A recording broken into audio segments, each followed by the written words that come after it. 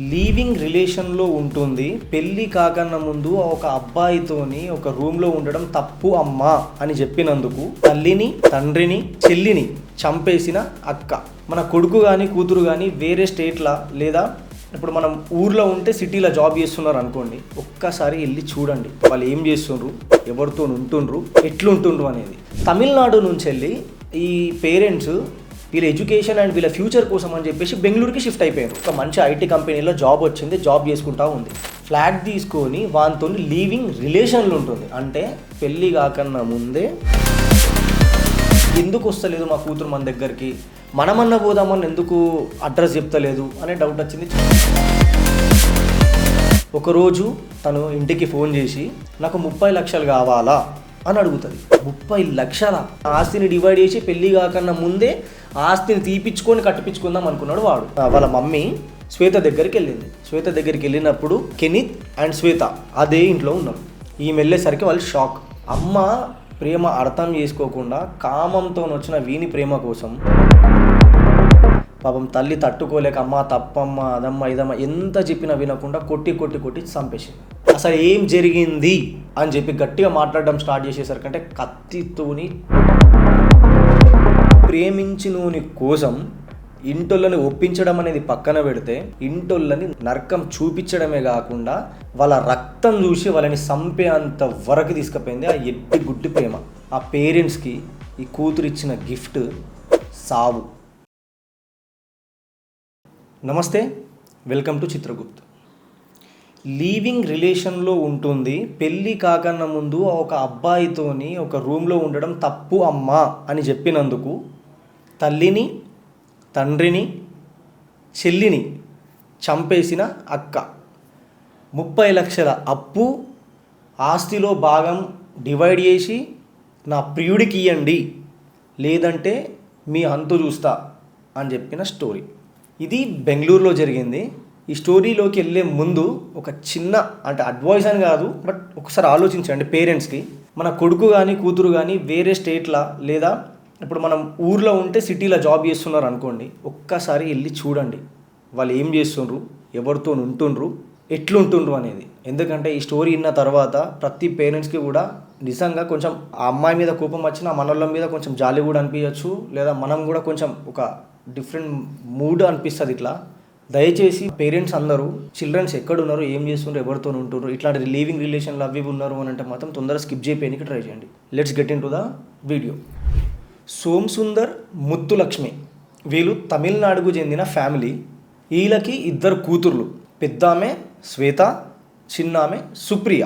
పెద్దామె శ్వేత ఆమె job and ఆమె education కోసం పాపం యాక్చువల్గా వీళ్ళు ఉంటున్న తమిళనాడు నుంచి వెళ్ళి ఈ పేరెంట్స్ వీళ్ళ ఎడ్యుకేషన్ అండ్ వీళ్ళ ఫ్యూచర్ కోసం అని చెప్పేసి బెంగళూరుకి షిఫ్ట్ అయిపోయారు.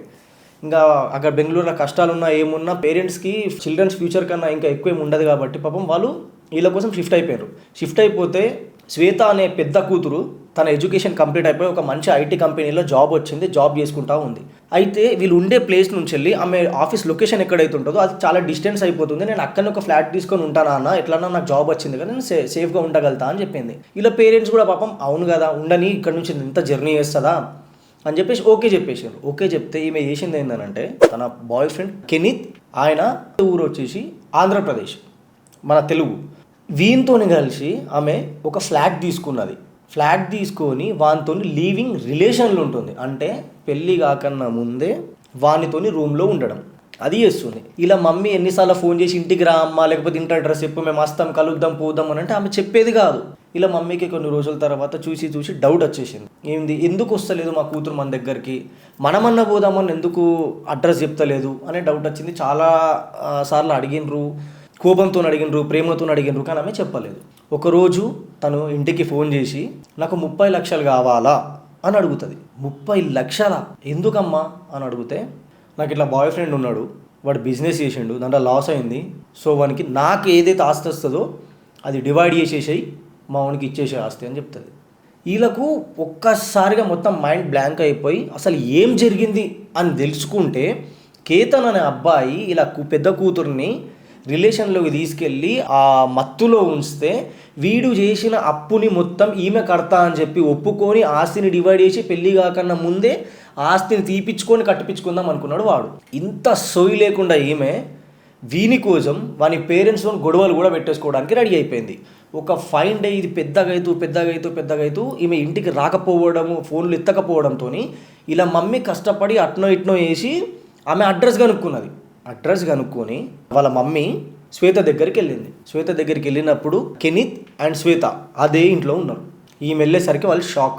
ఎందుకు నువ్వు వచ్చినావు? సరే వచ్చినావు, నాకు ఆస్తి పేపర్లు ఇచ్చేసేయి, నేను అమ్ముకుంటా, మా ఓనికి నేను కడతా అంటే, నీకు పెళ్ళి చేసి ఇచ్చుంటే నీ హస్బెండ్కి మేము నీకు వచ్చే వాటంతా ఇచ్చైనా కానీ నీ ఆనందం కన్నా ఎక్కేం లేదు కాబట్టి ఇస్తాం. కానీ ఇట్లా ఈడు ఎవడో తెలియదు, మీరు ఎప్పటి నుంచో ఉంటున్నారో తెలియదు, ఇది కరెక్ట్ కాదు, ఇది పద్ధతి కాదు, ఇట్లా వద్దు, ఇవన్నీ వదిలేసే, సరే పెళ్ళి చేసిన తర్వాత అన్నీ ఇస్తాము, ఇట్లా వద్దమ్మా అని అంటే కూడా వినకుండా ఆర్గ్యుమెంట్కి దిగి అమ్మ ప్రేమ అర్థం చేసుకోకుండా కామంతో వచ్చిన వీని ప్రేమ కోసం అమ్మని కొట్టడం స్టార్ట్ చేసింది. పాపం తల్లి తట్టుకోలేక అమ్మ తప్పమ్మ అదమ్మ ఇదమ్మ ఎంత చెప్పినా వినకుండా కొట్టి చంపేసింది. ఆ మరకలన్నీ క్లీన్ చేస్తా కూర్చున్నారు. వాళ్ళకి ఏం చేయాలని అర్థం కాక కూర్చొని ఉన్నారు. మళ్ళీ మరకలన్నీ ఎక్కడ డిస్పాచ్ చేద్దామని చెప్పి ట్రై చేస్తూ ఉన్నారు.